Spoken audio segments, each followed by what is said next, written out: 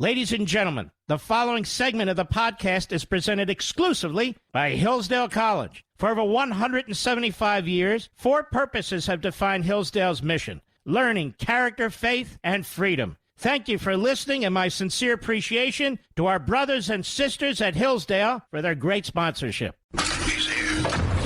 He's here. Now, broadcasting from the underground command post, deep in the bowels of a hidden bunker, somewhere under the brick and steel of a nondescript building, we've once again made contact with our leader, Mark Levin. Hello, America. Mark Levin here. Our number, 877-381-3811, 877-381-3811. Are they bringing the coronavirus charts back, Mr. Producer? Are people dying from a Delta virus, a variant? Does that mean Joe Biden's killing people and blood on his hands? Isn't that what they did with Trump, I think? No, because he's out there insisting that people get a vaccine. All right, this is what I'm not understanding. Was I vaccinated? Yes. And I have no problem with that. I've got no problem with it whatsoever. Here's my problem. People who first undermined the belief in vaccines are in the White House today. And they control the Democrat Party today. And they spent months trashing the idea of a vaccine under Donald Trump. Well, these are the Trump vaccines. They did enormous damage to the idea of vaccines. They raised serious question in the minds of people whether these vaccines are safe or not. And while they like to say it's these, white supremacists who support Trump who aren't getting vaccinated, actually, when you look at the percentage of a population, the largest percentage of people who are not getting vaccinated are African Americans. And the access is available. So I don't know why the mayors and the Democrat Party aren't taking any responsibility for this. And then, of course, they lash out and say, well, Facebook is responsible for killing people because it allows people to get on there who have disparate viewpoints. And we can't have that, not in the America, not where we have free speech and so forth. We can't have that. No. And now they reverse that today. Well, we didn't really mean Facebook. And now they're telling people who were vaccinated to wear masks, even if you're inside, which, of course, is counterintuitive and makes no sense. Then why get vaccinated? You'll wear a mask anyway if you're inside, whether you're vaccinated or not, if that's the situation, right? So once again, we're reaching a point where there is no science, and yet we have agendas and we have positions being pushed that are trying to wrap themselves in science. And then, of course, there's cynicism out there, and rightly so, that we have these Democrats in these blue states who will use this as an opportunity to further attack our civil liberties and empower themselves. And Joe Biden has shown every indication of that. So it's much more complicated and difficult than people would have you believe that, well, just take vaccines. Okay, I took one. All right, now wear a mask inside. Why? Because we have the Delta variant. Well, then why am I taking a vaccine? So they don't even make any sense. And then they're threatening people. And then they're attacking their civil liberties. They're attacking their free speech rights. They're attacking their ability to post. They've put the shoulder on these social sites, which clearly they work together on. And Facebook got ticked off. I mean, you can't blame Zuckerberg. He figures, look, I've been a great soldier to Biden and the Democrat Party. I helped deliver them votes. I washed money through these front groups. I mean, I've been banning and censoring and using the scarlet letter on anybody who disagrees with the Democrats and their government. And now Joe Biden turns on me? And, of course, Joe Biden walked it back today. Of course he did. Now, we have a montage, and it's thanks to Post-Millennial website. I've heard this played today, but that's okay. It's our turn. And you haven't heard me talk about it. Well, we're not going to play that montage. That's for later. We have montages. But anyway, the point is, We played it last week, didn't we, Mr. Producer? Yes. The montage on the virus, though. The Democrats going on and on about Biden and Kamala Harris leading the pack. That they don't trust it. And now you reap what you sow. You reap what you sow, and this is what they sowed, and now they're trying to flail around and blame everybody else. Joe Biden is already a failed president. He's already undermining every aspect of this republic. And like a good loser, he's pointing in other directions, of course. Nicole Hannah-Jones. This is important. She's been all over television, all over the media. She got a Pulitzer Prize for pushing lies about our history. She got tenure at a university in North Carolina, where most people with her thin credentials and minimal period of time, certainly in academia, would not get tenure. She turned that into a race issue, so they turned around and gave her tenure, and she snubbed them and said, no, screw you. And I think she went to Howard or somewhere. Talk about privileged. She's privileged. And all she has done, as far as I'm concerned, is spread poison and lies and hate. But that's what they do over the New York Times, and they have a long history of doing this.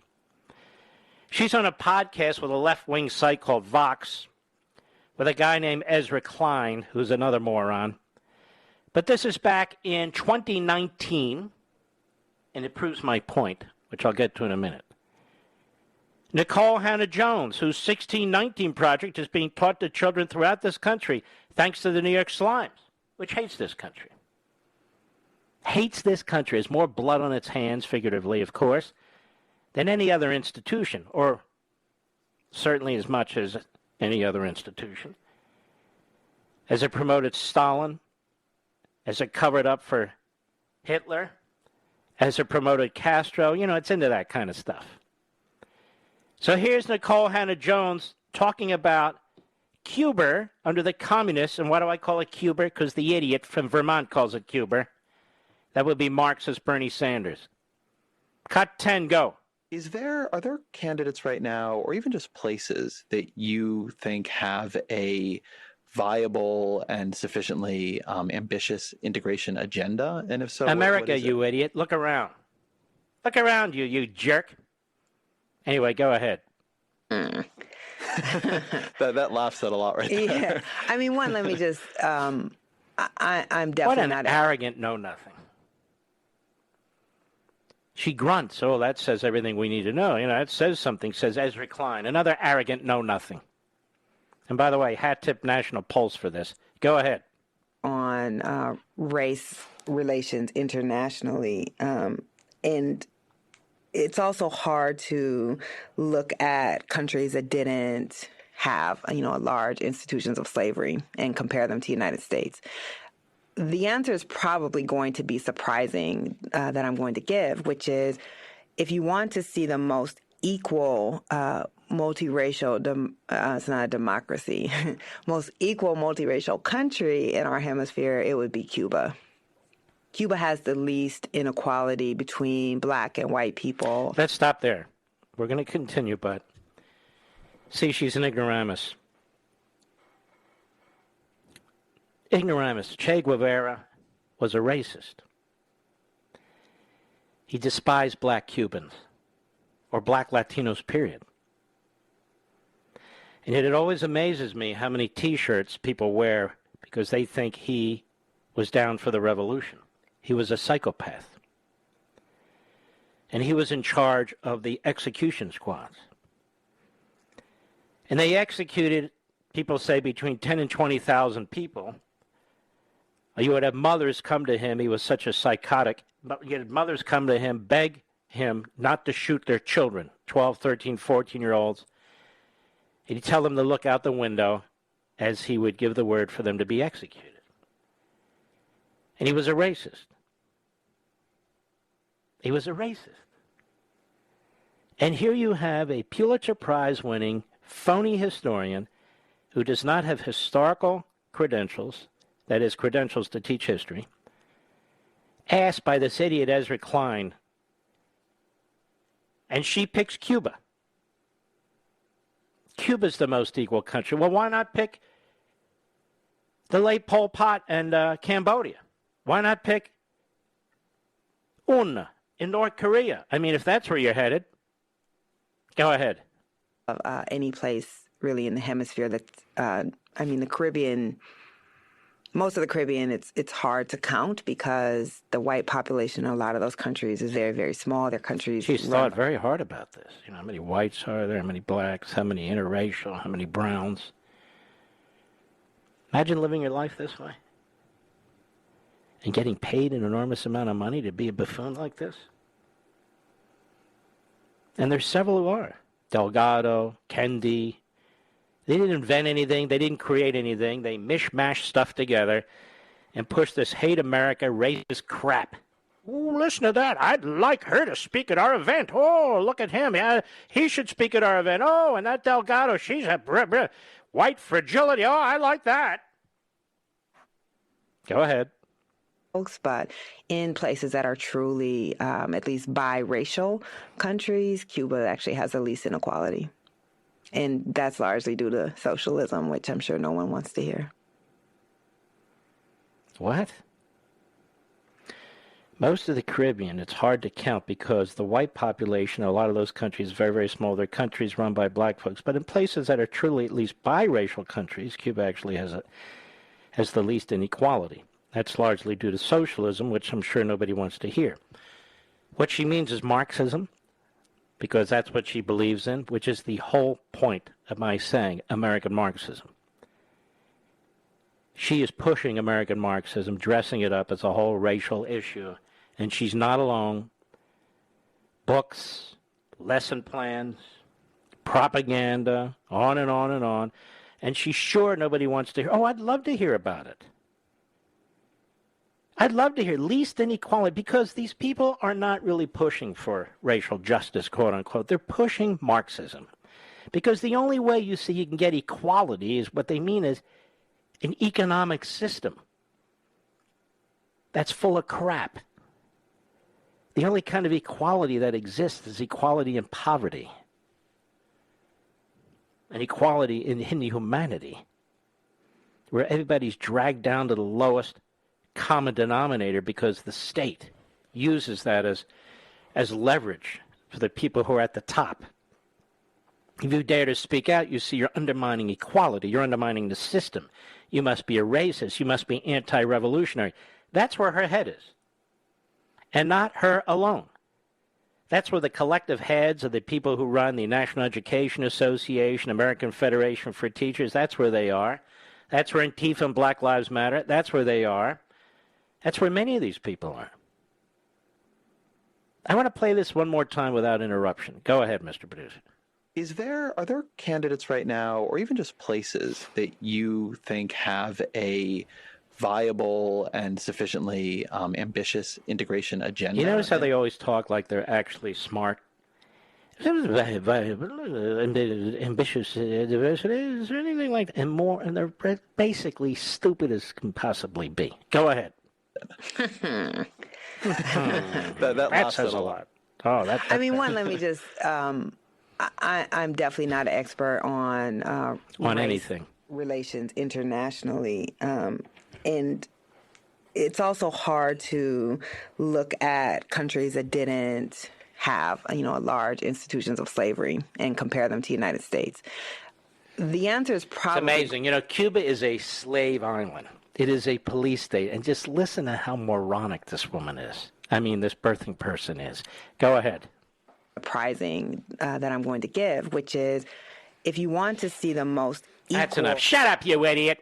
And give your Pulitzer Prize back. You and Walter Durante, the New York Slimes over there, what a joke. What a joke the Pulitzer Prize has become. You get the idiot prize. I'll be right back. Mark Levin.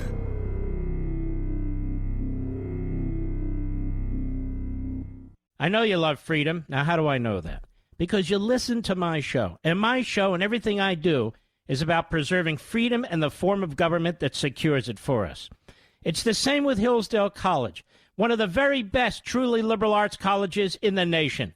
Hillsdale's committed to pursuing truth and defending liberty. Hillsdale teaches students to defend freedom no matter what they major in. Hillsdale teaches them how to defend liberty. And they do that for you, too, through their free monthly digest of constitutional thought called Imprimis. 5.7 million Americans receive Imprimis for free every month. And you can subscribe for free at ləʻvɪn4hillsdale.com. No strings attached. Generous donors who want to preserve freedom for future generations make it possible for Hillsdale to send Imprimis to you free every month. Start receiving Imprimis to learn how to defend the freedom you love. Visit ləʻvɪn4hillsdale.com. That's L-E-V-I-N for Hillsdale.com.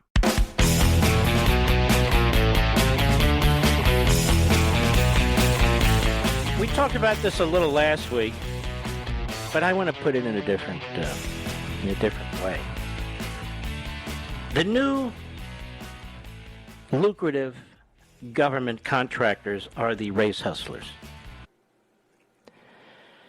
They're making a fortune pushing their Marxist, racist ideology in school districts, with states, and of course, in the federal bureaucracy. Whether it's Robin DiAngelo, whether it's Guy Kinde, but there's many of them. There's now an entire industry of race hustlers and Marxists who are making a fortune out of trashing America and dividing this country. That's the big story that needs to be covered. And there's a piece in the Washington Free Beacon talking about DiAngelo.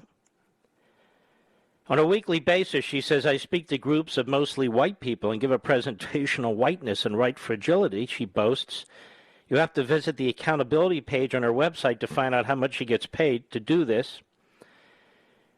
She claims to earn an average fee of $14,000 per engagement. Now, that average fee is ridiculous because she might give it to a nonprofit group for nothing and another group for $50,000.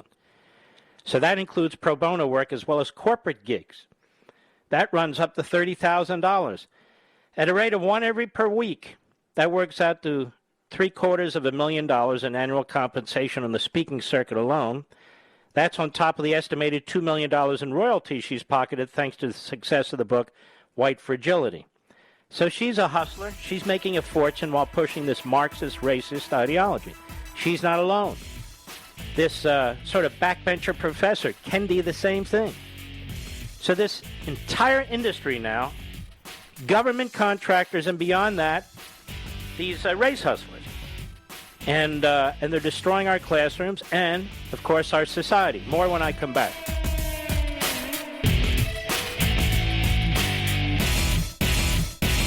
I know you love freedom. Now, how do I know that? Because you listen to my show. And my show and everything I do is about preserving freedom and the form of government that secures it for us. It's the same with Hillsdale College, one of the very best truly liberal arts colleges in the nation. Hillsdale's committed to pursuing truth and defending liberty. Hillsdale teaches students to defend freedom no matter what they major in. Hillsdale teaches them how to defend liberty. And they do that for you, too, through their free monthly digest of constitutional thought called Imprimis. 5.7 million Americans receive Imprimis for free every month. And you can subscribe for free at ləʻvɪn4hillsdale.com. No strings attached. Generous donors who want to preserve freedom for future generations make it possible for Hillsdale to send Imprimis to you free every month. Start receiving Imprimis to learn how to defend the freedom you love. Visit ləʻvɪn4hillsdale.com. That's L-E-V-I-N for Hillsdale.com. The new American Revolution starts here. The Mark Levin Show. Call in at 877-381-3811. This from Andrew Stiles, the Free Beacon. DiAngelo, who wrote that book, White Fragility, and is about as white as Joe Biden, by the way, knows her audience. She correctly condemned. Now, I'm going to read to you what he says, but what's interesting is what she says basically regurgitates what Malcolm X said. So this isn't new thinking on her part. DiAngelo knows her audience. She correctly condemns white progressives for their brazen self-righteousness and their incessant woke signaling, which is almost entirely performative. White progressives, she writes, often treat diversity as a kind of consumer product that can be purchased and controlled. The people who bought White Fragility, even the ones who actually read it, are some of the worst offenders, she's implying. That's because good intentions play an especially prominent role in perpetuating white supremacy. She says involvement in anti-racism efforts can be stylish for white people, something cool that provides intense feelings and entertaining insights to be consumed in manageable doses. People become conversant with the terminology, but in practice the terms are almost meaningless. As the author makes clear, the road to enlightenment is not a manageable endeavor. It's a treacherous haul, a ceaseless burden, painful yet exciting. Malcolm X said, and I paraphrase, "It's not the Republicans and the conservatives that trouble me, it's the white liberals." And she's picked up on that.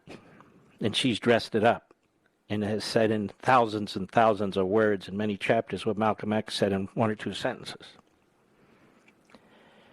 All that said, you can hear how sick her thinking is and her ideology is, because you can never recover from this. And you're not viewing people as individual human beings. It's white this and white that. And of course, her book is very popular as a result. Not amongst us. And by the way, let me read from my book, not her book, American Marxism. And I touch on this point. I handed this book in, I guess now 4 months ago. I say especially pernicious is the American Marxist control over our public school and college classrooms, with the full support and active role of the two national teachers' unions, the National Education Association and the American Federation of Teachers, where your children and grandchildren are being taught to hate our country and are brainwashed with racist propaganda. If this persists, it will most assuredly lead to the nation's downfall.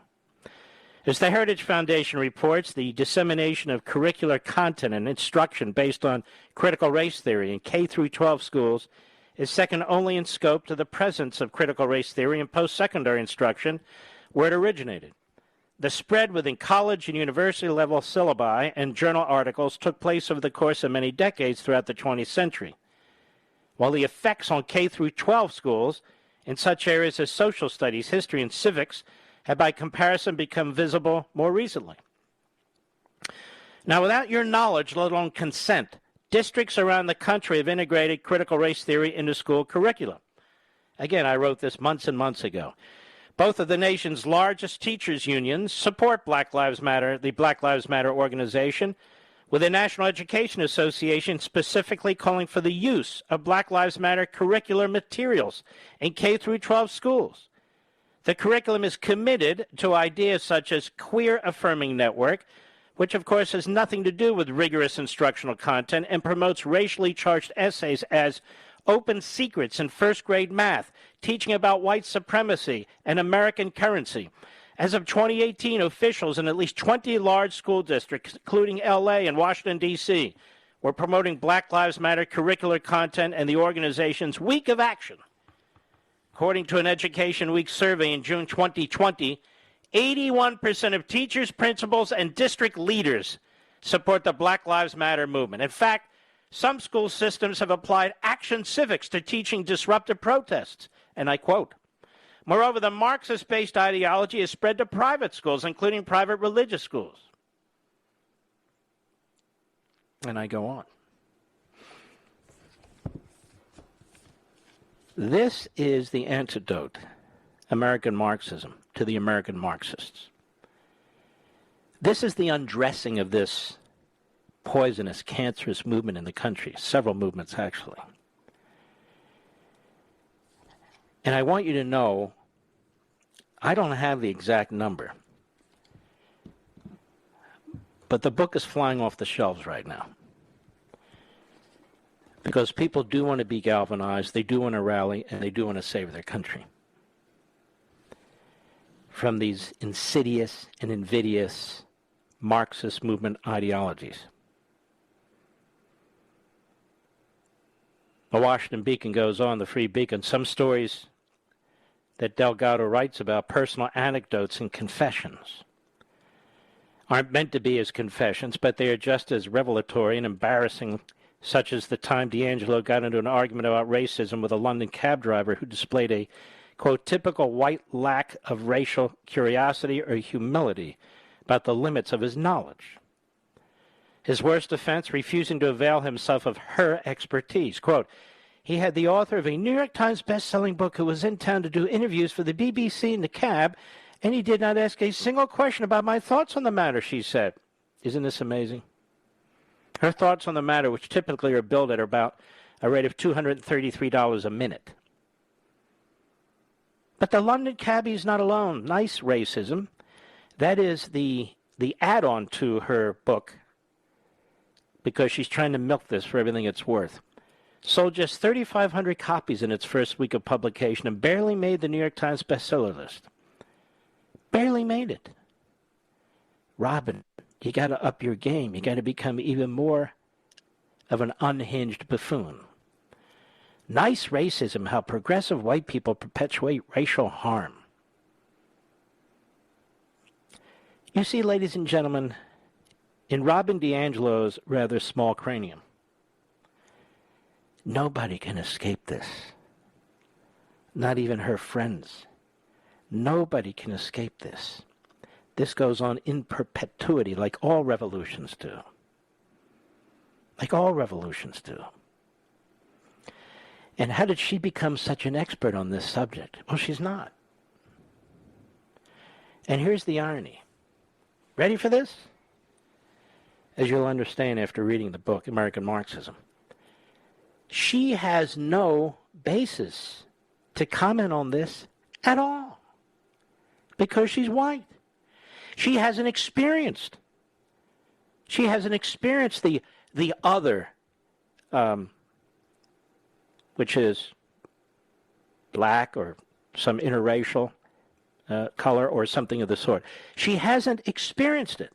So she's not qualified under any circumstances to project her opinions, her feelings, her views on anything. But you see, that's because it's about Marxism. It's not even really about race, as I keep saying. And this woman this birthing person didn't invent anything. She's exploiting it. This guy, Kendi, who was a backbencher associate or assistant professor, he didn't invent anything either. The backbencher. But they're making a fortune off the capitalist system. I seriously wonder how many African Americans or other minorities read these books. How many minorities or people of color would read Robin DiAngelo's book, White Fragility? Probably a very small percentage, don't you think, Mr. Producer? And how about this guy, Kendi? How many? Very small percentage. You know why? Because many people of color think this is BS too. It's BS too. This is an elitist, Marxist ideology pushing this movement and many movements in this country. Many movements in this country. That's what it is. So when people go to school boards and they protest what's going on, obviously raise the racial aspect of this, but you need to get in there and you need to explain in this book, American Marxism, which you should bring with you proudly, show it. You need to explain this is just another Marxist movement that uses race to try and destroy this country. And you're using our tax dollars, you are using our facilities, you're using our employees, teachers, and you, worst of all, you're using our children to advance this agenda. And don't tell me you're not teaching it when the NEA and the FTA said they're going to teach it, whatever we think, that is parents or taxpayers. Whatever we think. The American people hate the word Marx or Marxism, which is why only the most virulent, out-of-the-closet Marxists use it. Most of them pretend otherwise. You need to have the courage to call it what it is. You need to have the courage to call it what it is. So we've hit Nicole Hannah-Jones, who praised Cuba as the most equal country in the Western Hemisphere. So you know what she is. Then you have Robin DiAngelo, who's trying to sell another book, Nice Racism, where she's trying to make the case that really nobody, not even her left-wing kook friends, can escape this. I want to thank all of you I went to all these wonderful retail stores and went online to Amazon and acquired your copies of American Marxism. And I'll tell you what thrills me. When you go to Amazon.com and there's about 1,000 comments there, give or take, we have 5 stars. People are really, really, I won't say enjoying the book, are intrigued, learning, interested in what's in the book. That is very, very important if we are to spread the word like you Paul and Paulette Revere's out there. I think we can turn the corner. And all the comments on how the book is written, what's in the book, and the activism section of the book, it's very important that so many people see it this way. Now that I mention it, the kooks will go on Amazon and put negative stuff. If you got your book from Amazon and you like it, this is one of the ways you can communicate with your fellow patriots. It's not, the comment section isn't Facebook or Twitter, so you can actually leave a comment without interference. And if you agree that this is a good way to communicate, communicate. And one of the things I talk about in the book is we have to communicate more. We need a network. This has to become a national movement. I'll be right back. Mark Levin.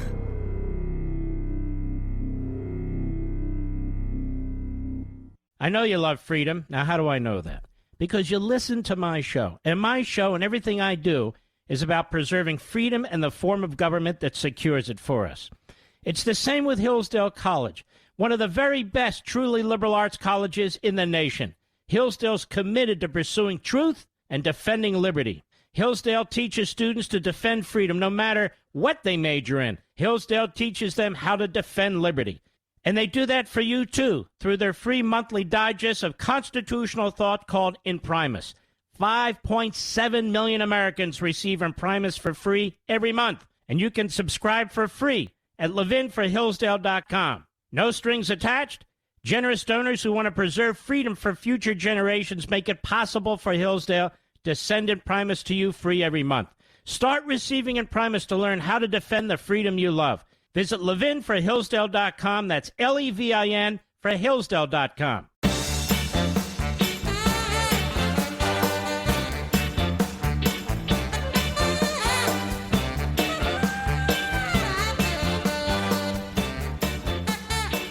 By the way, I should have mentioned, if you have a copy of American Marxism and you think it's worthwhile, don't forget your kids and your grandkids. Don't forget your neighbors and your fellow co-workers and colleagues.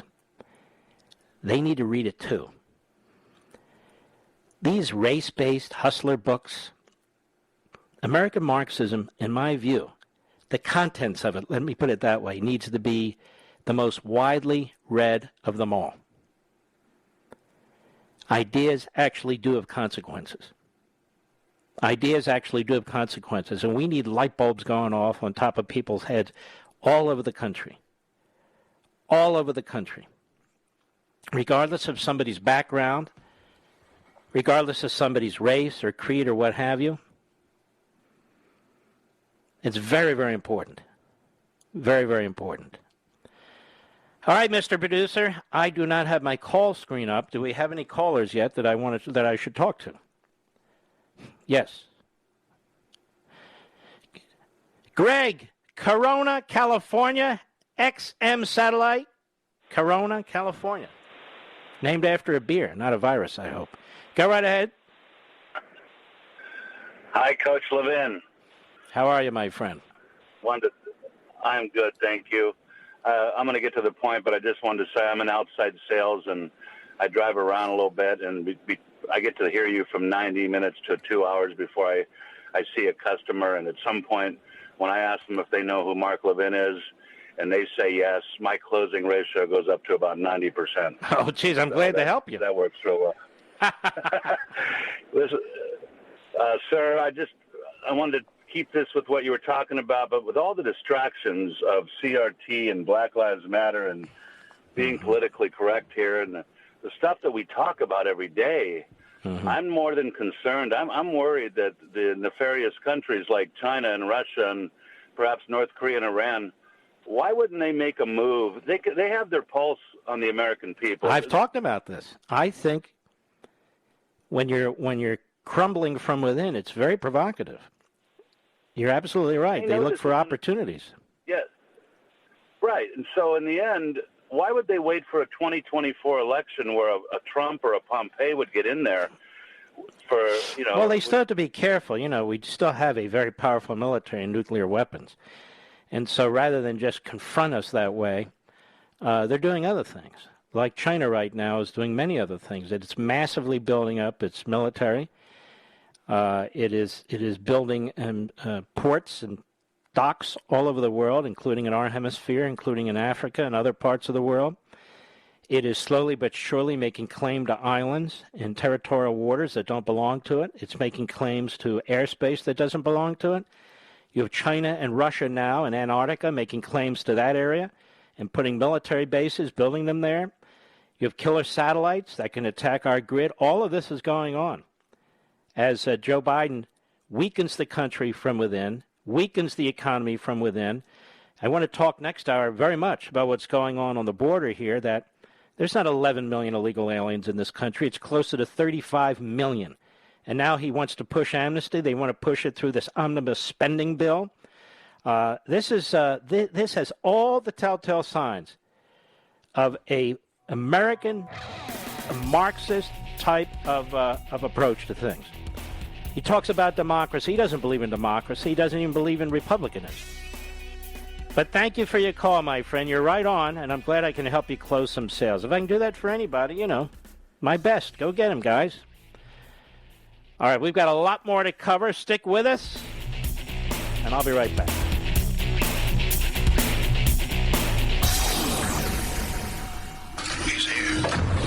He's here.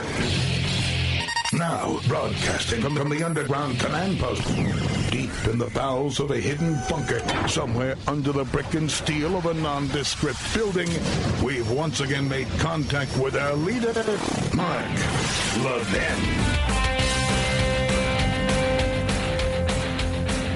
Hello, America. Mark Levin here. Our number, 877-381-3811, 877-381-3811. As they continue to destroy this country, amnesty, illegal immigration, all this sort of thing. We've talked about this. I mean, how can illegal immigration numbers be stuck at 11 to 12 million for the last 20 years, Mr. Producer? That's just another lie. And so Lionel Shriver over at the New York Post is all over this. Joe Biden wants amnesty, but U.S. tally of illegal immigrants is deeply flawed. Now, just so you know, ladies and gentlemen, the Democrat Party is trying to put amnesty and their voting agenda into the Budget Reconciliation Act. These people are totalitarians. They are trying to empower themselves, not the people. They don't give a damn about minorities. What have they done to give a damn about minorities, despite the votes that they get from minorities? Nothing effective. If you're black and you live in a poor city, you can't go to another school because they won't let you go to another school. If you're black and you live in a poor city or bad neighborhood, and there aren't cops around, it's they who slashed the Democrats, the budget for the cops. And we can go on and on and on.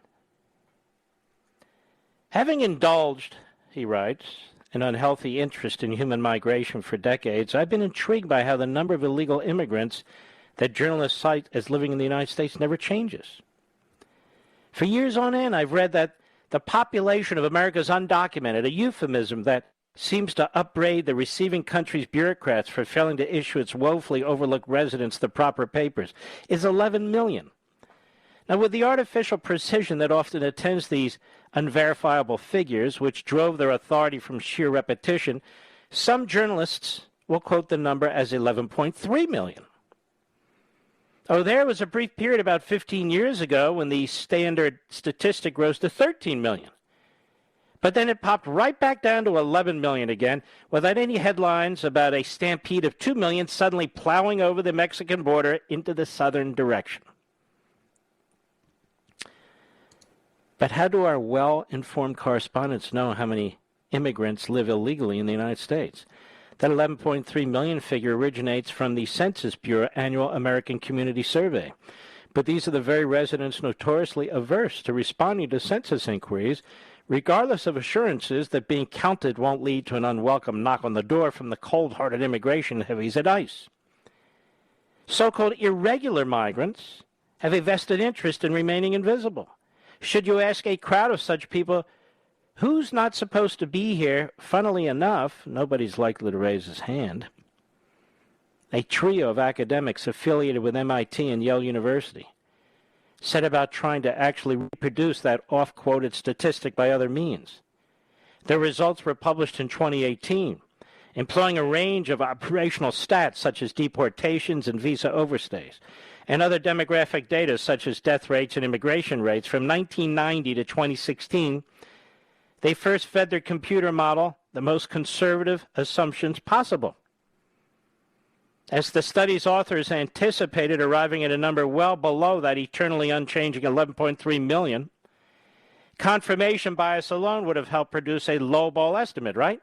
Instead, even with all the inputs rigged at improbably low levels, the model still generated a population of illegal immigrants in the United States at 16.7 million, 50% higher. The modelers were astonished. As an on-again, off-again New Yorker, I'm not, he writes. Yet the full range of their model's outputs is more astonishing still, accepting, unlike most journalists, that their data contained a large degree of uncertainty. The authors ran their model with a variety of credible inputs literally a million times. The results within a 95% probability lay between 16 million and 29 million, with 22.1 million as the mean, or twice as many illegal immigrants as the Census Bureau figures imply. Now, mind you, that Yale-MIT model produced 500,000 results in excess of 22.1 million, with a multitude spitting out estimates in the vicinity of 35 million or more. That would be more than 10% of the total American population, which experientially sounds about right, doesn't it, folks? Yes, it does. 11.3 million is a joke. 20 million is a joke. It's more likely over 30 million illegal aliens in this country. Now, they want to push amnesty through their budget reconciliation bill. And let me explain to you how rogue the Democrats are right now. These are reconciliation bills. These are budget bills. The purpose of reconciliation, as we've discussed here before, was to make it possible to fund the government, even when the parties or both houses were at loggerheads. So the filibuster couldn't be used for that purpose alone, for funding the government. And so they agreed to a reconciliation process, did the Senate and the House, an internal process. And they voted on it and they adopted it. And so after all the rigmarole of committee hearings, of which we get almost none, subcommittee, then full committee, and markups, and back and forth between the House and the Senate, when push comes to shove, they have a committee set up that handles reconciliation of the House and the Senate, and then they present this budget, this spending bill, to the House and the Senate to vote on. So what the Democrats have decided to do is use it as some massive omnibus bill, where they can actually add things into the bill that have nothing to do with spending and everything to do with changing America. So why not allow up to 35 million illegal aliens in this country citizenship? So why not put their changes in the voting system in the spending bill if they think they can get away with it? Because all it takes, according to the parliamentarian of the Senate, somehow she came up with the figure that they can do this 3 times and this is the last time, that the filibuster wouldn't apply to any of that. So on their own, the voting issue, the amnesty issue, the filibuster would apply. But by trying to put it in the reconciliation budget spending bill, it wouldn't apply. Got it? With me, Mr. Producer? I hope I'm making some sense.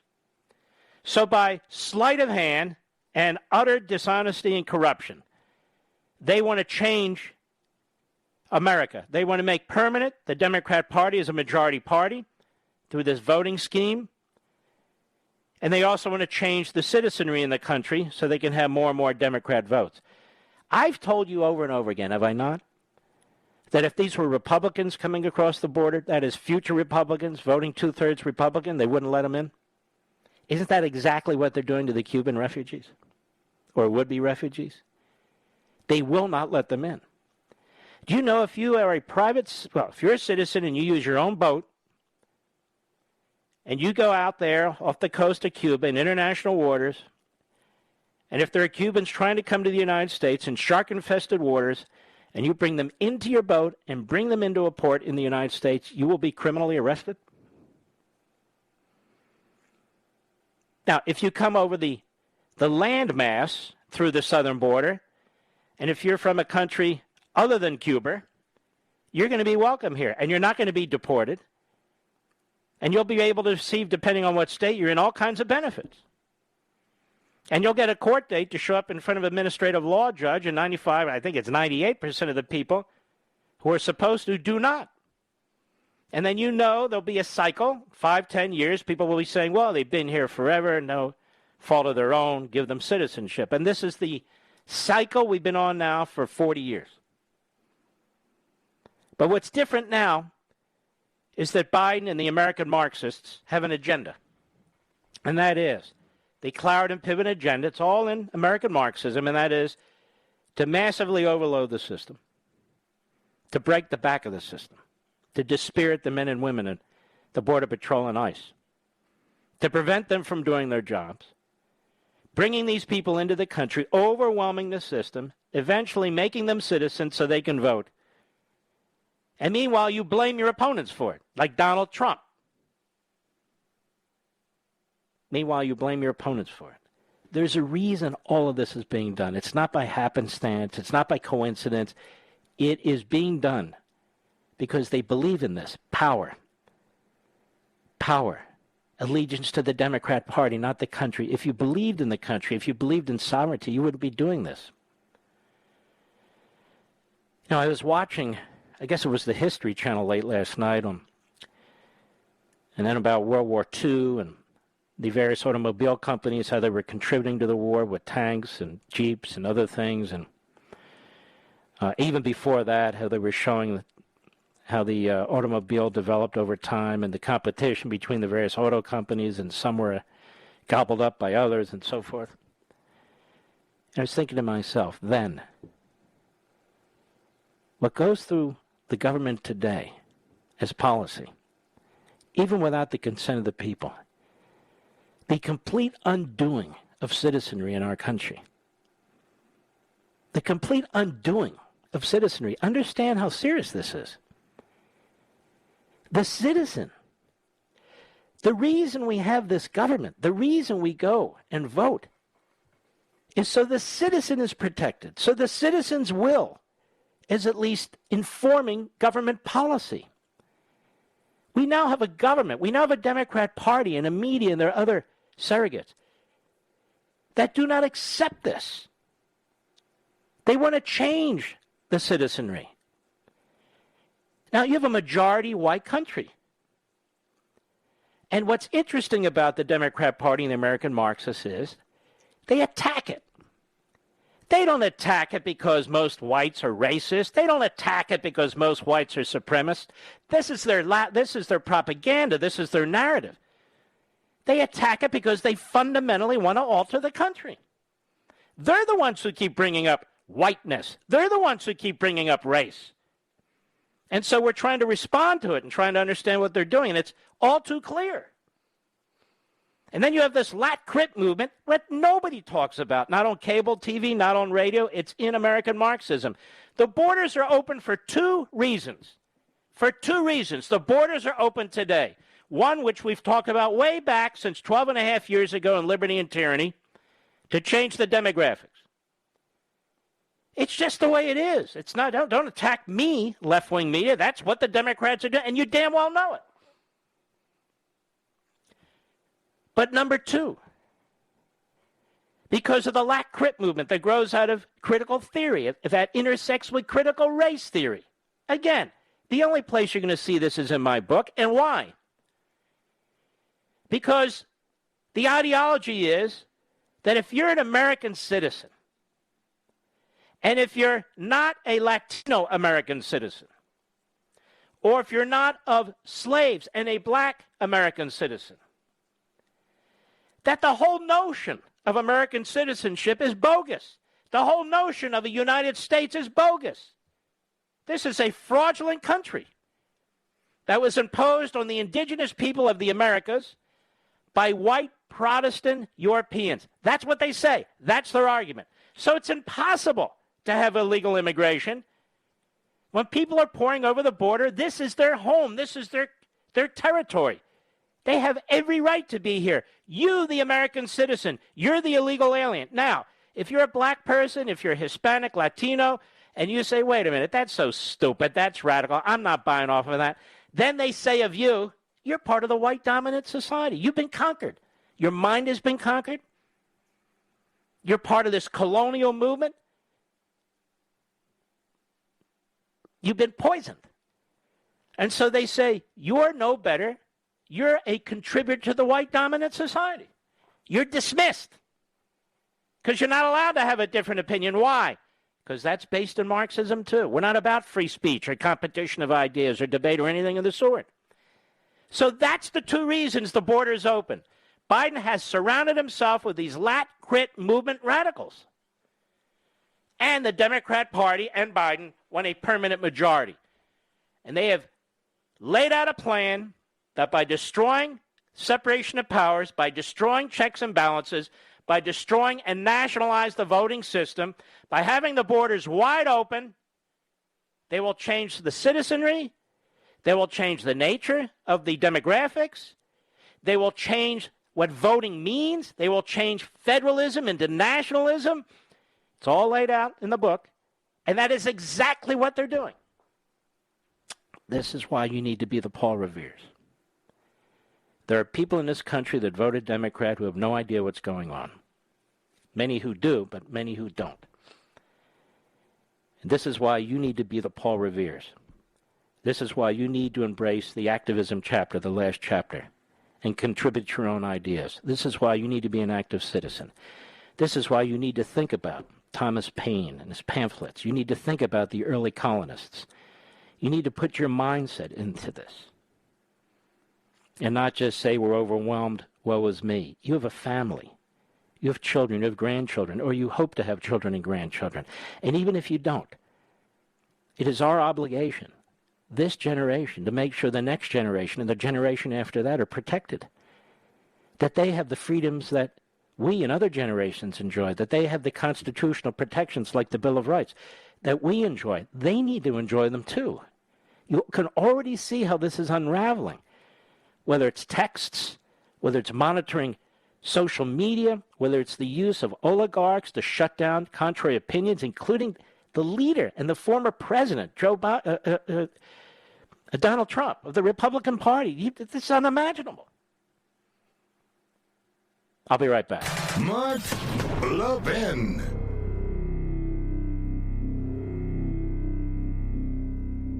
Over 2,000 of you, my listeners, made the switch from overpriced wireless carriers to Pure Talk over the past few months. We want the rest of you to join us and to see what we're talking about. If you're with AT&T and Verizon or T-Mobile, your family could save over $800 a year just by switching to Pure Talk. You get great coverage, you can keep your phone and your number, and you'll save a fortune. Pure Talk is the top-rated wireless company by Consumer Affairs with the absolute best consumer service team based right here in America. Does that sound good? Well, it gets better. Right now, get unlimited talk, text, and 6 gigs of data, just $30 a month. And if you go over on data, they don't charge you for it. They don't care. Go to puretalkusa.com and enter promo code Levin Podcast. Again, puretalkusa.com, promo code Levin, Levin Podcast. And when you do, you'll save 50% off your first month. That's puretalkusa.com, promo code Levin Podcast. Pure Talk USA, simply smarter wireless.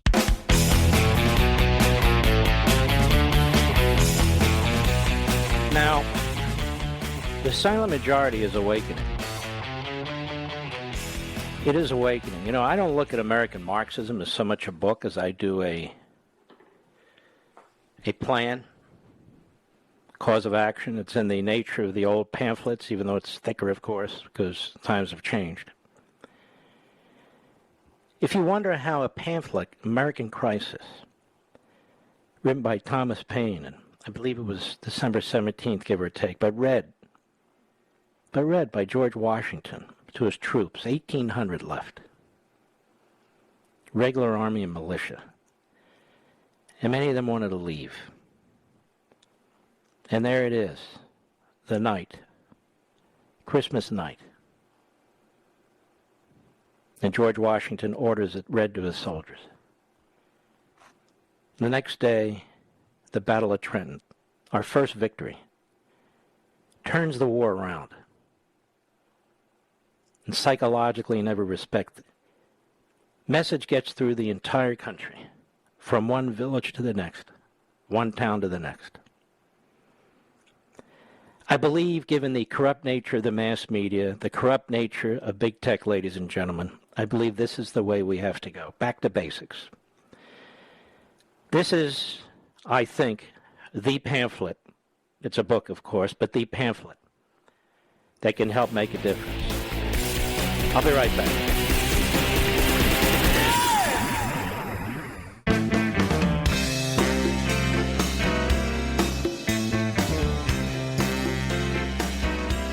Mark Levin, the cure for the common liberal. Talk to Mark now at 877-381-3811. You know, we have so many great patriots out there. I just got a video sent to me, Mr. Producer, and America, of a Barnes & Noble in a wonderful town in the South, in Tennessee. I won't get any more specific.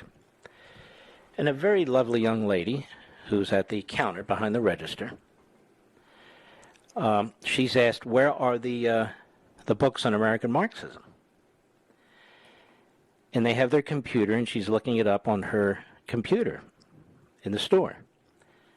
And she said, we sold out. Would you like me to order one? I would encourage the folks in Barnes & Noble, and I'm a big fan of Barnes & Noble. It's one of the last of the big retailers out there for books. You've got a lot of books. You got to make sure all the outlets are getting them. In other words, that you're restocking quickly. We had this problem with Liberty and Tyranny some time ago, 12 and a half years ago. It's important for retailers, if you want to keep up with these online sales at Amazon.com and these other places, you have to be convenient. So if somebody comes in, the book needs to be there. It's the number one book in America. There's no reason it wouldn't be there. I'm sure if it was Michelle Obama, Barack Obama, it would be there. Again, I'm not putting them down in any respect. But you're in the business of selling books. I'm in the business of pushing a mission. And in order to push this mission, you need to have the books available, or I have to keep telling people to go to Amazon.com, where there's no delay. I think it's 1 day or 2 days you get it, and it shows up at your doorstep. So it's important that the retailers stock up and put the book at the front. Forget about the 3 crap books attacking Trump. They have no legs, and people are sick of it. People are sick of it. Sick of it. They're worried about their country. As are we. I want to thank all the wonderful radio hosts, all my buddies throughout the country for having me on their show today and last week and tomorrow. I wonder, what's that little freak's name at the Washington Post again? Oh, Jeremy Barr. Jeremy, you want a list of all my friends at Fox? You want a list of all my friends in the radio business, Jeremy? Come on now. Now, Jeremy, folks, he's a sort of, he looks like a pimpled-faced pervert. And, of course, he's not a pervert. Nobody said he was. I certainly wouldn't accuse him of that, Mr. Producer. I don't even know the guy. I'm just saying what he looks like to me. Luckily, he's not wearing a raincoat, if you get my drift. But that said, he's the former Hollywood Reporter, Washington Compost media guy. Jeremy Barr. Now, it appears that everybody in the media named Jeremy is a putz. I can't explain it. Who's the other one? I don't remember. Another Jeremy. I think he's with the New York Slimes. Doesn't matter. The Jeremys of the world unite. I actually don't. So Jeremy's out there. I'm sure he's listening, or he's getting information from this host or that host and trying to make stories where no story exists. Guy tried to do a hit on me a few weeks ago. It was actually a pretty good article, I thought. Didn't you, Mr. Producer? They ran it on July 4th because they were so embarrassed by Jeremy. I said, oh, my God. We have to run this thing. The idiot spent 5 days on it. What else can we do? We got to run the thing. But nonetheless, Jeremy's he's very happy. Next thing, he'll be working for the Holocaust-denying, Castro-supporting, Stalin-supporting New York Times. And he'll consider that really a step up. That'll be a step up. They view the New York Slimes as the top level, as the gold standard, and they would, of course. Of course they would. There's so much to get to here. I'm so proud of so many patriots in this country. I'm going to give you a perfect example. You want to hear this? This is from the Just the News, which is an outstanding site, John Solomon's site. In Virginia, backlash against critical race theory spreading in both rural and suburban regions. I go, oh, what's this? CRT claims that essentially every major institution in America is tainted by and works to promote racism against non-white people. Interest in and criticism of the theory has reached a fever pitch. It's being pushed throughout our elementary, middle, and high schools. Let's see here. We have Loudoun County, what's been going on there, as you know. We have Ned Ryan, a good patriot, great patriot in Virginia, the founder of the Conservative Training Institute, American Majority, mounting a campaign in Loudoun County to recall members of the school. But this is all good. But there's something else going on. You know what else is going on? School boards in Virginia, in the outer suburbs and in rural areas, are saying to the State Board of Education of Virginia, controlled by the Marxist Democrats, we don't care about your directives, about teaching critical race theory and transgenderism and all the rest. We're not going to do it. Hey! We're not going to do it. I have a name for this if they want to use it. We are sanctuary school systems. Sanctuaries for sanity. And in our sanctuary school districts, we are not going to teach our children how to be racist and to hate each other and to hate themselves. And we are not going to teach our elementary school children about transgenderism. We're not going to do it. Now, what are you going to do about it? That's the way to do it, ladies and gentlemen. If you're a school board in one of these areas and you have a majority of sane human beings on your school board, these movements aren't civil rights movements. These movements aren't civil rights movements. What a joke. And so this is a great thing. This is just a little bit of what can be done. You have a majority of school board members who reject this and say, sorry, we are a sanctuary school district for sanity. We believe in diversity. We believe in equality. We believe in individuality. We believe in merit. We're not going to teach our children racism. We're not going to teach our children Marxism. We're not going to teach our children transgenderism. We're not going to teach them lat-crit and why open borders is a good idea. We're going to teach them really good stuff like we used to love their country, to respect the flag and the national anthem. Real history, the good, the bad, and the ugly. Not the ugly, the ugly, the ugly, and the lies, the lies, the lies, and the lies. That ain't happening here. Oh, and if you teachers union members don't like it, then you can resign. And if you defy us, you'll be fired. Oh, yeah. This can be done and it shall be done. So I want to salute these school districts, some of these school districts in the Commonwealth of Virginia that are saying, no, we're not doing this. It's a backlash. And there's many other things we can do to undermine these movements, to confront them. to push them back, and in many cases, defeat them in your communities. As I explain in the book, this is very important. And this ideological attack, these various Marxist movements spawned from Marxism, Americanized and customized for our system, so to speak, they're top down. They're coming out of universities. They're coming out of media. They're coming from phony authors pushing fraudulent, racist ideologies. You don't have to put up with this. You pay for everything. I'll be right back. Mark Levin.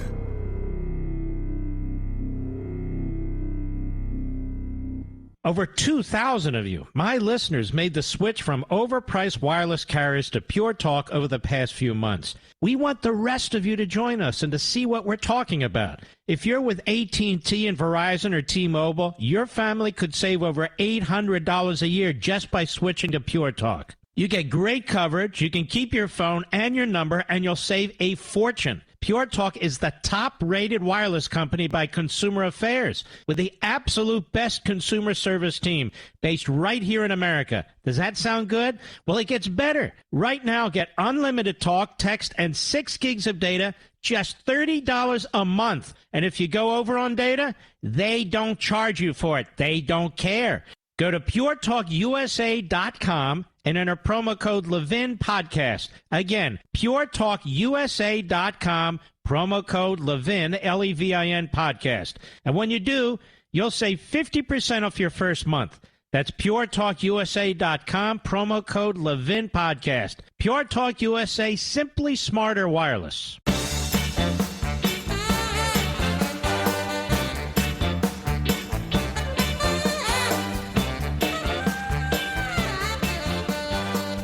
Let us take some calls. Let us go to Kim, Cleveland, Ohio, on the Mark Levin app. How are you, Kim? I am excellent, and how are you today? I am very well, Kim, and you're a professor, so I should call you Professor Kim. I am. Thank you.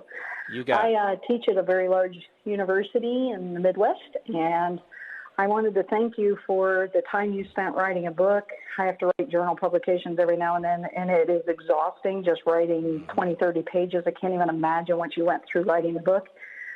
I took my niece out to Barnes & Noble this weekend to get a copy. I'm pretty sure if I leave it on my desk, I might get fired. But isn't that amazing in a free country, supposedly?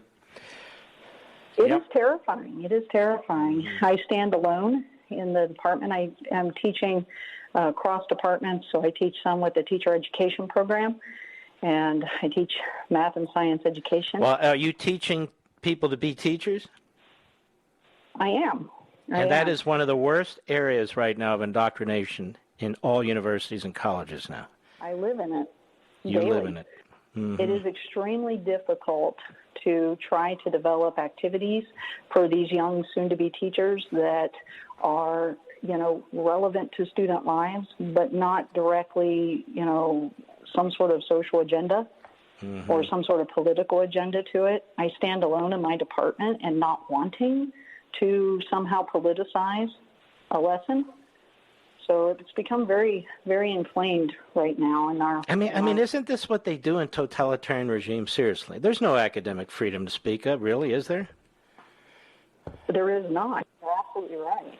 There is no freedom in just even at the professor level, let alone in a classroom. It's all the illusion of some sort of a choice for students. I'm going to sit and participate and I'll get a passing grade, or I'm going to raise questions that could be inflammatory to the teacher and risk failing.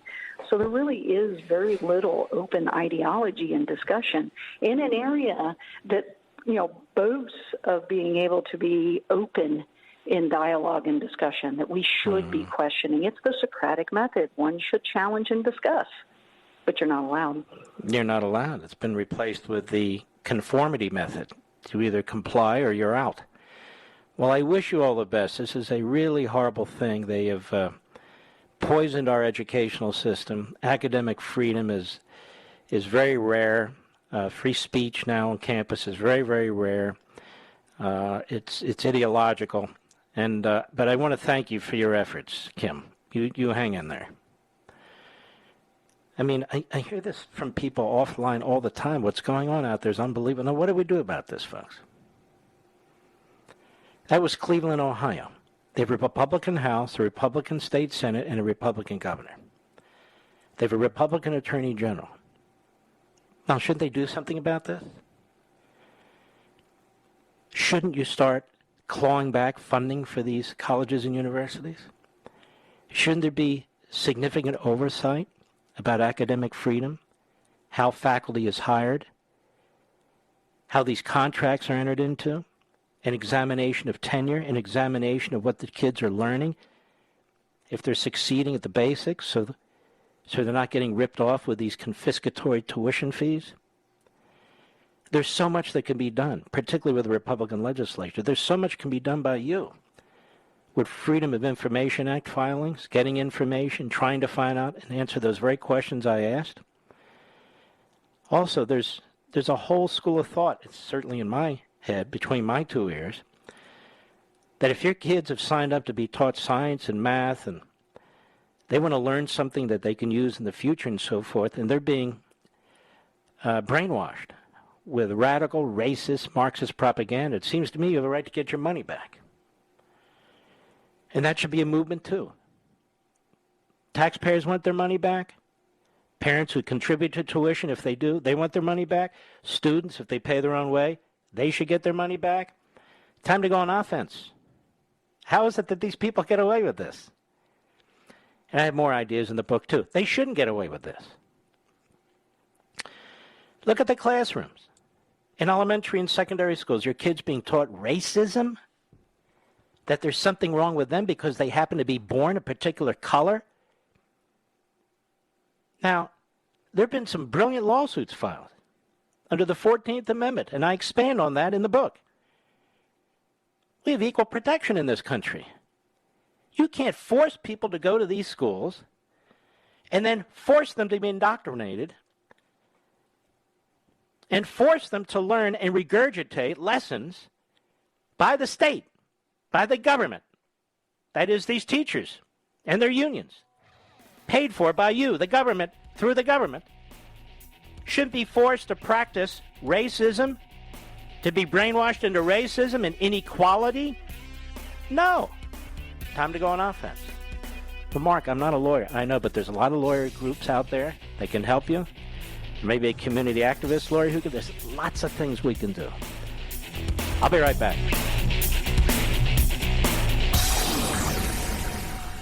Ladies and gentlemen, this final hour of the podcast is sponsored exclusively by AMAC, the Association of Mature American Citizens. Now over 2 million conservative members strong, AMAC believes in and stands up for the values that we care about: faith, family, and freedom. Thank you for listening, and please support AMAC. And you can become a member at amac.us/join. He's here. He's here. Now, broadcasting from the underground command post, deep in the bowels of a hidden bunker, somewhere under the brick and steel of a nondescript building, we've once again made contact with our leader, Mark Levin. Hello, America. Mark Levin here. Our number, 877-381-3811, 877-381-3811. There is a reason why you despise the media. They deserve it. From decade to decade, they deserve it. What a disaster. And there's a reason why you despise Joe Biden and his mouthpiece, Jen Psaki. Let me remind you, at the White House briefing today, Jen Psaki on the vaccine, or shall I say, vaccines, all developed at the behest of the Trump administration, and because Donald Trump took the whip out and said, let's get going. And that's why Fauci hates his guts. And then Fauci takes credit. Pretty funny, the little fella, isn't he? No, not really. Cut 16, go! Even if the administration doesn't partner with the former president, would it consider highlighting or acknowledging in a greater way his role in creating the vaccines to assure the rural voters who still support President Trump but are hesitant to get the vaccine? Okay, so they're saying, hey, look, you heard him. I don't know who this guy is, but okay. Why don't you use President Trump, invite him, embrace what he's done, give him some credit, and then maybe some of the people you say you're trying to reach, he'll be able to persuade them. Go ahead. Do you have data to suggest that that's the issue that's preventing people from getting vaccinated? Do you have data? That's a reporter, you idiot. Do you have data to suggest that there is the issue that preventing people from getting vaccinated? No. You and your creepy boss and his creepy running mate said over and over and over again that because these vaccines, if they were created during the Trump administration, you wouldn't trust them. You have some responsibility for this. To quote Joe Biden when he was in his basement, slobbering all over himself, trying to tie his shoes when he was wearing loafers, to quote Joe Biden, look how many people you've killed. Look how many people you're killing. Because of what you said early on. You have blood on your hands. This is what you said about Trump. It's you, Joe. Look how many people have died since you've been president of the United States. And by the way, I would expand that to the pandemic in our cities called murder. And keep in mind, and we've talked about this before, all the illegal immigrants, by record numbers, hundreds and hundreds of thousands at the border. It's going to be the biggest year for illegal aliens in the history of the United States of America. Yay! And how many of them have the virus? You have to be a buffoon not to think many coming out of S-hole cultures that you're trying to escape, desperately trying to escape. Excuse me. The greatest cultures on the face of the earth they're trying to escape, Mr. Look, when you look at the Democrat Party and the ideology of the American Marxists, of course it doesn't make any sense. On the one hand, they say, come. They're trying to escape poverty. They're trying to escape criminality. We're a welcoming country. We're a nation of immigrants. Come. American citizens, have you been vaccinated? Well, I want to think it. You're killing people. Foreigners, come. Well, how do we know if they have the coronavirus? Doesn't matter. Just come. Send us your MS-13. Send us your diseases. We're not checking for anything. Send us, send us, send us. We have no serious way of figuring anything out. We have the Cloward and Piven method in place. People just pouring into the country, overwhelming the system. Now, you see, the Democrat Party and their surrogates could give a damn if any of them have a virus as a condition of not coming into the country. But you damn well better get vaccinated. Oh. And by the way, we don't want all people of color coming into this country. No. Just people of color who we hope will vote Democrat one day. If you're a person of color, say from Cuba or Venezuela, and I use the dialect of course, the Marxist Bernie Sanders of Vermonter, if you're one of them, we'd rather you not come. As a matter of fact, we're going to stop you from coming. Don't come across the ocean because we're going to turn you back, right back into these shark-infested waters. On the other hand, if you come from other parts of Central and South America, our arms are wide open. See, it's only certain people of color they care about. Ask Clarence Thomas. Ask so many black, brilliant conservatives in this country how they're treated by the white supremacists in the Democrat Party. Ask them. Anyway, you'll say, wait a minute, this is all country. Of course it is. Vaccine rhetoric. Take the damn vaccine. Under Trump, I don't think so. I don't trust it. No. Today, take the damn vaccine. What else? If you've had the vaccine, it doesn't mean you're safe. Then why am I taking it? Because I told you to. Now take it and wear a mask. And wear a mask inside. What? Then why did I get vaccinated? Just in case. What about my children? You can't go to school unless you wear a mask, but children are not. It doesn't matter. Now, this is what they call science in the federal government. Now, by the way, if you disagree, you better not post on Facebook or anywhere else. You'll get the scarlet letter. You'll get the scarlet letter. All right, ding that guy, ding that guy, ding that guy. And Biden to Zuckerberg, you're not dinging fast enough. You're contributing to killing people because you're alive. How dare you? We've been in your back pocket since day one, Joe.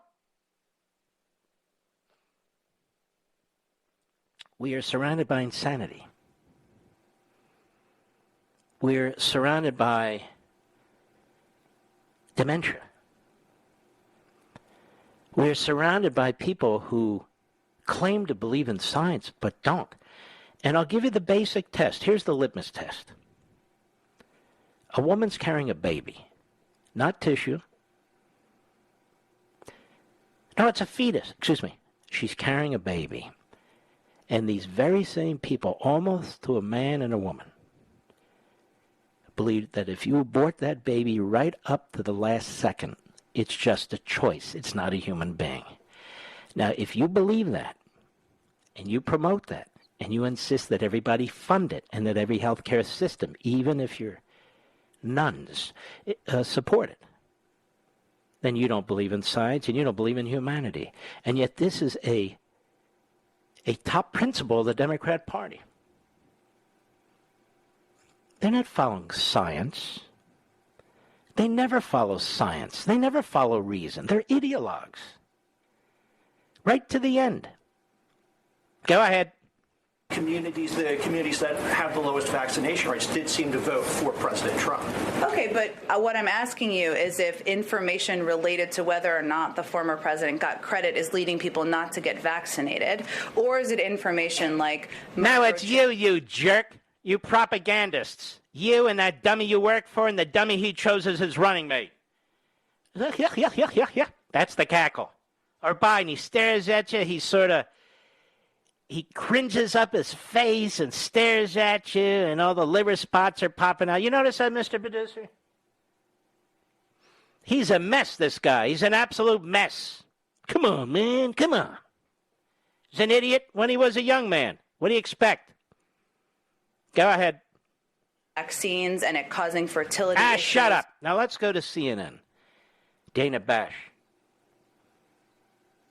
Dana Bash, one of the corrupt mouthpieces for the Constipated News Network. Now, ladies and gentlemen, here's the truth. CNN is dying. It has no significant ratings, not any of their programs. But it's owned by AT&T. AT&T has so much money, it doesn't matter. They'll keep pumping money into this operation. And so CNN is dead. And isn't it amazing they don't fire any of their hosts, they don't fire any of the reporters? Jeff Motherzucker, he's still there. They don't fire him. It's a propaganda outfit. That's all. But they're so angry over there. They're so obsessed. Everything is Fox's fault. People are dying because of Fox.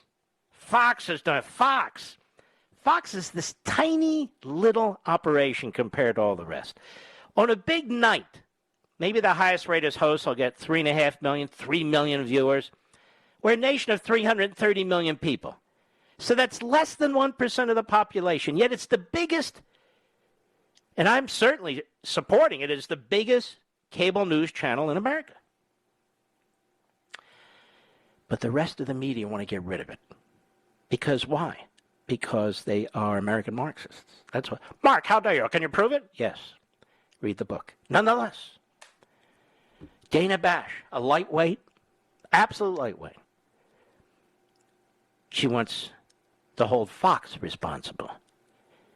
Let's go to cut 17. Go.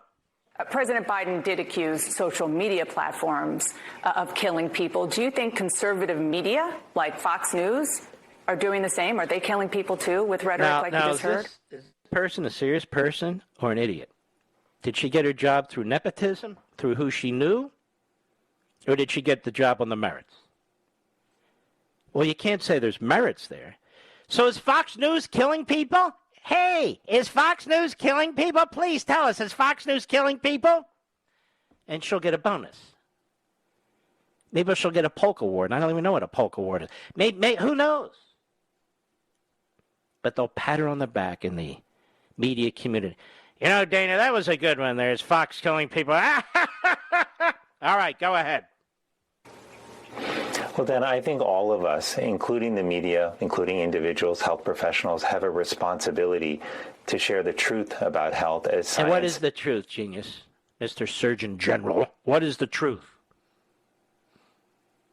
What are the facts? What's the science? Just because he's wearing the uniform of an Air Force pilot or whatever the hell that is they're wearing doesn't mean a damn thing. Then there's Jim Acosta. Jim Acosta is a well-known lowlife, reprobate, miscreant. And he's still on CNN, so that shows you. This guy is like the captain of the Titanic. You know, he hangs on while the women, he jumps into the first life raft while the women and children go under, Mr. Producer. That's the kind of mentality this guy has. And he's contributed mightily to the discussion in America, to facts in America. He's a spokesidiot for the Democrat Party. That's what Jim Acosta is. Cut 18, go.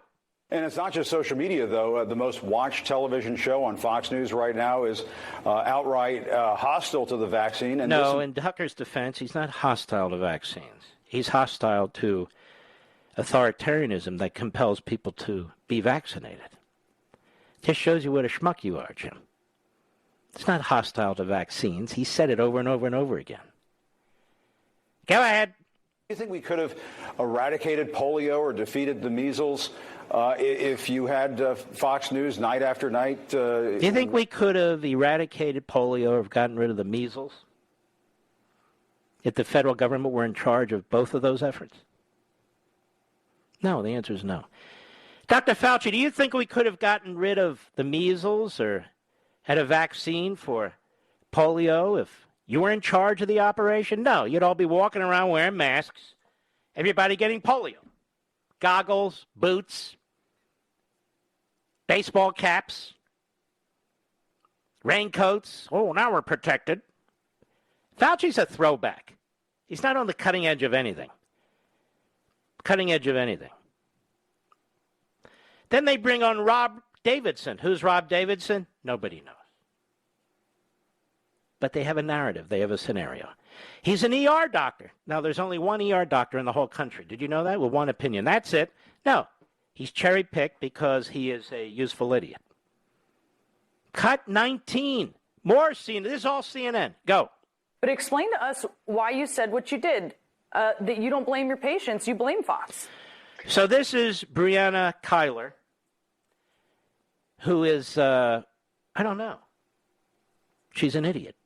You have to be an idiot to work at this network. Anyway, what did the ER doctors say? Go ahead. I've seen several COVID patients now every shift for the past week, and every single one of them has been unvaccinated. When I see other patients, I offer them the vaccine. I try to talk to them about the vaccine, and so many of them are just shutting down the conversation. I had one patient tell me they're afraid of the ingredients in the vaccine, and I asked, well, which ingredients? And they said, well, I don't really know what's in it. And we're in a highly Republican area, about 40% vaccination rate, about 70% voted for. So it must be all Republicans who said no.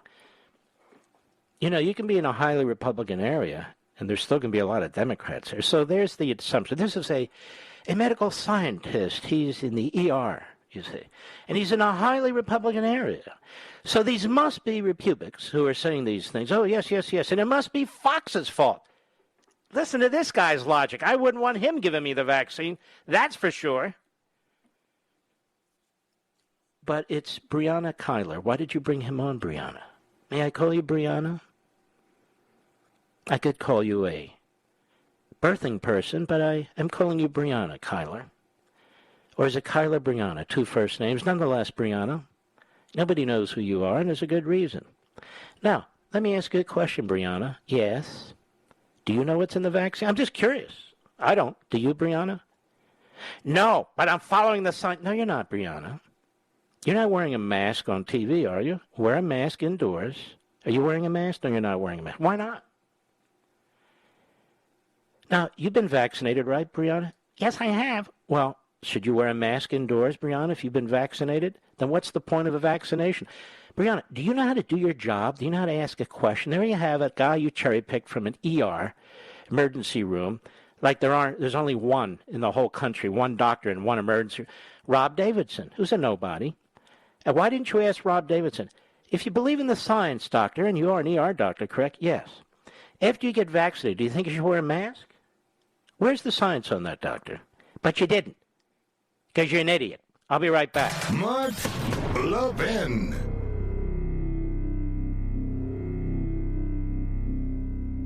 AMAC, the Association of Mature American Citizens, is one of the fastest growing organizations in America. Now over 2 million conservative members strong, and I'm one of them. AMAC believes in and stands up for the values that we constitutional conservatives care about. More than talk, AMAC fights. A full-time presence in Washington, AMAC pushes back against reckless spending, disasters like Medicare for All, and the expanding reach of the federal government. And beyond advocacy, joining AMAC gives you access to a wealth of benefits and discounts, including special member-only rates on car insurance, travel discounts, cell phone plans, and a hell of a lot more. And if that's not enough, you'll get AMAC's bi-monthly magazine, full of insightful articles on issues that matter to most of us, we conservatives. As I said, I'm an AMAC member, and you should be too. Join today at amac.us. That's AMAC.us. Stop supporting the liberal agenda that the other 50-plus organization has been pushing for. Join AMAC instead. AMAC.us.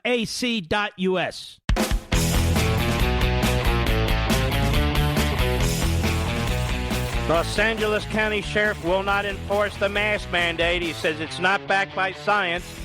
This is the mandate. Whether you've had the virus or not, whether you've been vaccinated or not, when you are indoors, you are to wear a mask. What kind of crap is this? He says it's not backed by the science. He's right, but CNN's all for it, folks. This is pushback. That's good. Canceled Keystone Pipeline Company suing U.S. for $15 billion, just the news. The parent company of the Keystone Pipeline, exactly. Push back. Don't take this lying down. Push back. The federal government, the FBI and the federal prosecutors are on the case, ladies and gentlemen. A Florida man who breached the Senate chamber on January 6th was sentenced to 8 months behind bars on Monday. The first punishment handed to a Capitol rioter for a felony plea. Paul Ira Hodgkins, 38, apologized to the court, saying he was ashamed of his actions and had gotten caught up in the moment when he joined the mob at the Capitol. Prosecutors had asked that he serve 18 months, arguing in a recent filing Hodgkins, like each rioter, contributed to the collective threat to democracy. There was no threat to democracy. It was not an insurrection. The prosecutors for the Democrat Party, the prosecutors for the Biden administration are totally out of control. Meanwhile, where are all the prosecutions of Antifa, again out in L.A. attacking the cops? Where are all the prosecutions of Black Lives Matter for all the damage that they have done? Is there one? Are there any?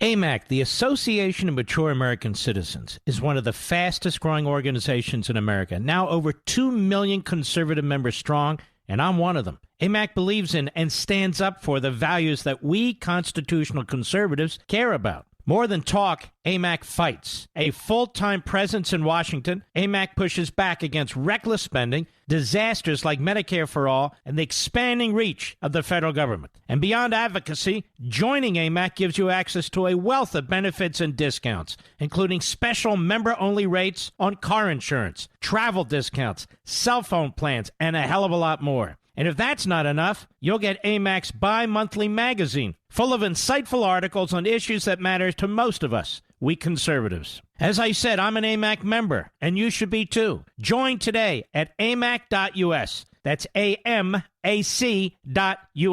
Stop supporting the liberal agenda that the other 50-plus organization has been pushing for. Join AMAC instead. AMAC.us.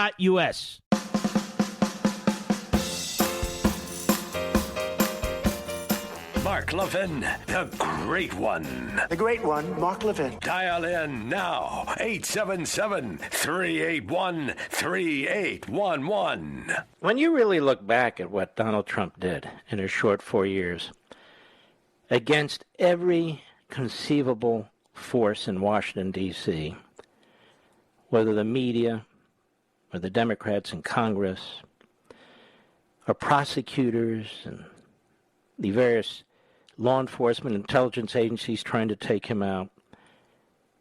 It really was a spectacular presidency. And this is what the idiots say, I don't like the way he tweets. This is what they don't get. He was locking down that border like no president before him. The economy, first the virus, but he was bringing the economy back. He was checking the communist Chinese. He was checking Putin. He almost brought the Iranian regime down, and it would have been brought down had he been reelected, or was, many think. There's so many things. So many things. And then you look at the other party and their ideology. Anti-American, anti-Constitution, anti-separation of powers, anti-independence of the courts, anti-real unity, anti-capitalism. It's just incredible when you really think about these things. And we were very fortunate to have Donald Trump for 4 years, and we should have had him for 8. And I'm all for all these audits. Why are the Democrats so worried about them? Why do the media pretend they don't exist? Why shouldn't there be audits? They spent years chasing Russia collusion. They knew it was a lie. They were part of the conspiracy. This is why Biden and his party keep attacking the voting system, keep attacking Republican states, because they want to completely destroy the voting system and claim that they are doing it on behalf of minorities, of course. Because the Democrat Party abuses and uses minorities all the time. That's why the border is a disaster. The people are suffering down there. And where are the media? They could care less. Just remember this, as I point out in the book. Karl Marx was a journalist. That was his profession. That was his profession. And as the author wrote about him in 2008, that many modern-day reporters do pretty much exactly what Karl Marx did. Takes the news and refines it or modifies it to accommodate his ideological, goals and objectives. Well, that's what happens today. This from Time magazine, citing The Guardian, which is as close to a commie newspaper as you can get. Governments used spyware to surveil journalists and activists. Here's why revelations about Pegasus are shaking up the world. Activist groups are calling on governments to step in to regulate the sale of spyware after data showing hundreds of journalists, activists, dissidents, and lawyers around the world likely had their phones targeted by invasive surveillance software was leaked to major news outlets. Quote, the industry has shown that it is incapable of policing itself, while governments, including democratic states, are hiding behind national security to whitewash these surveillance abuses, said the digital rights group, Access Now. I didn't know there was a digital rights group. I guess there's one for everything. We need regulation, transparency, and accountability now. Here's the thing. You need men and women of virtue. We don't have that at the White House. We don't have that at the top ranks of the media. We don't have men and women of virtue. And so they won't mind these police state surveillance and spying tactics as long as they think it's being done to their quote-unquote enemies, us. When we broke the story here in March of 2017, really just collected the stories that were out there and put all of it together and connected the dots, that Trump world had been spied on, I came under personal vicious attack. Now I can handle it. We fought back. But the media were part of it. Just like big tech is part of it now. The media were part of it.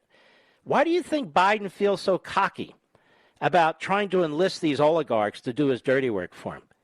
Because they're happy to do his dirty work for him. Because he's used to these oligarchs and more doing his dirty work for him. Whether it's his party in Congress, his party in the media, his party in academia, his party in big tech, doesn't matter. Doesn't matter. Among the 37 confirmed victims are well-known public figures such as Hatis Kenzig. Who the hell is that? The fiancé of murdered Saudi journalist Kamala Khashoggi. And Raula Khalaf, the editor of the Financial Times newspaper. They submitted their phones for forensic analysis to confirm infection. But the numbers of potential victims is far higher, more than 50,000 phone numbers were included on the leaked list. They include Indian opposition leader Rahul Gandhi. No offense, is everybody in India named Gandhi, Mr. Producer? I just wonder. Is it like Smith in the United States? Well, Smith, there's not that many in the United States anywhere, but you get my point. Fatima Mavlamli, an Azerbaijani activist who had intimate photos of herself leaked online in 2019. Pegasus infects a target's phone and can access all data, as well as remotely activate the cameras and microphone. The company says it only sells its software to vetted governments and intelligence agencies, but the targets identified in the leaked data set suggest its services are being used by authoritarian states. Well, what about an authoritarian party like the American Democrat Party? Or an authoritarian corrupt media like the American media? What about that? I used to trust our government in ways that I certainly do not trust it anymore, given what Donald Trump went through, given the unequal access and application of justice via Black Lives Matter, which is celebrated, which has its initials painted on our streets, which is taught in our schools, even though it's headed by Marxists, preaches violence and overthrowing the government. Can you imagine? And January 6th, which is falsely said to have been an insurrection. Nobody's been charged with an insurrection because it wasn't an insurrection. It doesn't matter. The media push what the media want to push. You know, people like Jeremy Barr. He looks like a pimple-faced pervert, but ladies and gentlemen, I have to keep saying, I don't believe he is a pervert. I would never make an allegation like that, period. No way, no way. At least 180 journalists around the world were among those selected for targeting, according to the Guardian newspaper. And you hear squat from most of the American media. Oh, well, so be it. One of them was Swati, whatever, an Indian investigative journalist who in 2016 published an expose of the inner workings of the ruling party's online disinformation operation. How come we don't have, Mr. Producer, America, how come we don't have media in America looking at the inner workings of our ruling party, the Democrat Party? Have you noticed that, Mr. Producer? That's our ruling party, whether they're in or out of power. Why don't we have investigative reporters looking into that inner workings? Because they're corrupt, that's why, because they know the inner workings and they're part of it. That's why. They're part of it. The potential scale of these software's reach reveals for the first time the extent to which governments around the world are making use of the new private market for spyware. You know, if we had a real president who believed in our principles, our liberty, the president would get up and say, we're doing an investigation to make sure that my administration and prior administrations haven't done this. But Joe Biden will never say that because he looks at this and says, wow, maybe we can use this stuff. You never know. I'll be right back. Mark Levin.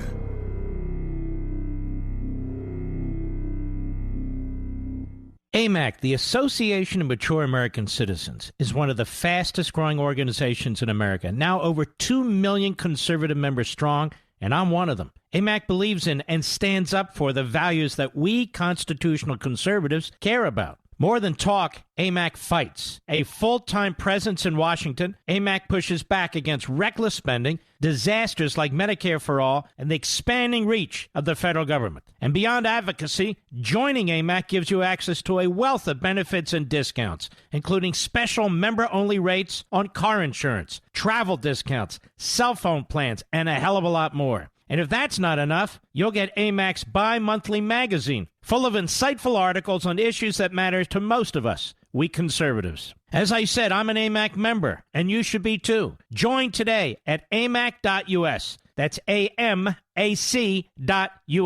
Stop supporting the liberal agenda that the other 50-plus organization has been pushing for. Join AMAC instead. AMAC.us.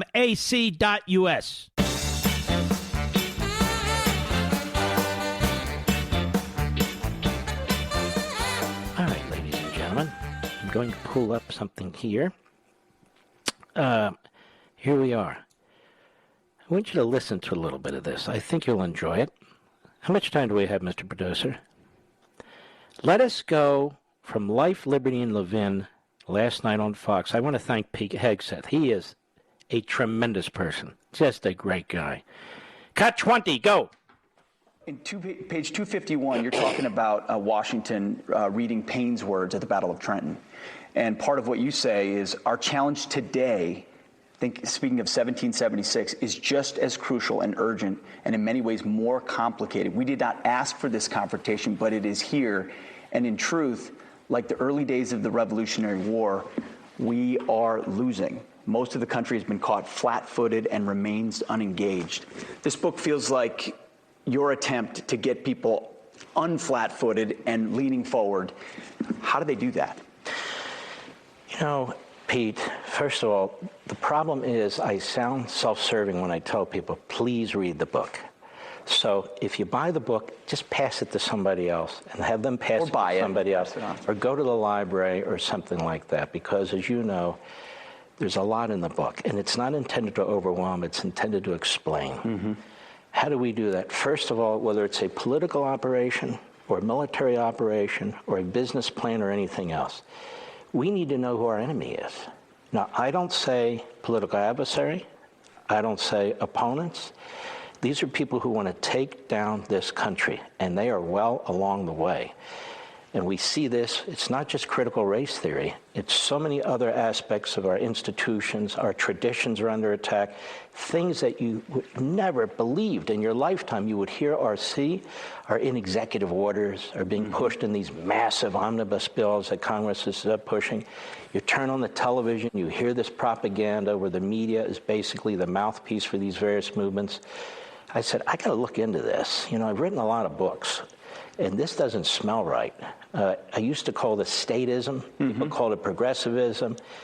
The truth is it's Marxism. These are hybrid forms of Marxism. These are Americanized forms of Marxism tailored to our country, tailored to our system. So it's not pure Marxism in every technical sense, but it's Marxism. Black Lives Matter is a perfect example. Yeah. These are Marxists. They say they're Marxists that founded it. You read their original mission statement. They're filled with Marxist arguments. It's anti-American, it's anti-Semitic, it is anti-capitalism. It's like the so-called Green New Deal. It's not a Green New Deal or climate change, which used to be, you know, climate cooling, climate warming, climate change. They finally found a phrase that they feel they can use to mask what they're doing. Sufficiently ambiguous that it covers everything. This is an anti-capitalist degrowth movement, which is exactly why the first act that President Biden took was to shut down an oil pipeline, which wasn't causing pollution or anything else. So of course they're going to attack energy. Energy is what provides and serves the engine of our economic system. It makes everything else possible in this country. You control energy, you control the so-called environment, you control the budget, you control the constitutional system, you control everything. You know what's fascinating, folks? I've done about 30, maybe 40 interviews already, when you count television and radio and podcasting. And we have some really smart hosts on TV and radio. Really great hosts. Almost all of them read much of the book because they got an early copy. Screw up here and there where they didn't, but the book was sent. And every single one of them, before I go on the air, say, this book is life-changing. This book is different than all the others. It reminds them of liberty and tyranny, and some of them say it's more important than liberty and tyranny. I happen to say that myself, given the time we're in right now. And all of them say they've learned a tremendous amount from this. Now, these are people who spend their days and nights studying these issues, gathering the information. And I've told them off the air, as I tell you on the air, and I've told them on the air, this is a mission-oriented book. There's nothing about me in the book. The only thing about me and my family in the book is on the last page, a picture of my beloved Barney, who I dedicate the book to. Because I miss that little guy every day. But the fact is, there's so much in the book, and they've all said this too. You know, we only have a certain amount of time, but we can't really project the import and the substance of this book properly in the time we have. But of course, that's what we have to do. And so the best thing I can do as I've had for some time now, and I do in these interviews, for people who may not have heard me or may not be familiar with it, is to try and give people a taste, a flavor for what's here, so they go ahead and they read it. Now, there are people, even though the book's 40% off, it's under $17 on Amazon right now. And that'll change. It'll go up. There's some people out there who can't afford it or just not really willing to put the money on. I get it. But if you're one of those people who can and you're mission-oriented, I just feel it's important to get this book to as many people as we possibly can. It's important to make sure our libraries are carrying it. It's important to make sure the retailers who sell books don't run out of it. Because now's the time. And the word, it's not even my word. It's my assembly of the arguments, the assembly of the words. Those of you who've read any of my other books, those of you who listen to this program religiously, you understand what I'm talking about. But there's tens of millions of people who don't, who are not inside our orbit, who do not listen to this program or listen to any talk radio. So I'm hoping you'll help us reach them, but you're going to learn a tremendous amount along the way, and you're going to arm yourself with strategies and tactics. That's the best I can do. Ladies and gentlemen, we salute our armed forces, police officers, firefighters, and emergency personnel. And by the way, if you want to get one of the few remaining signed copies, go to premiercollectibles.com/Marxism.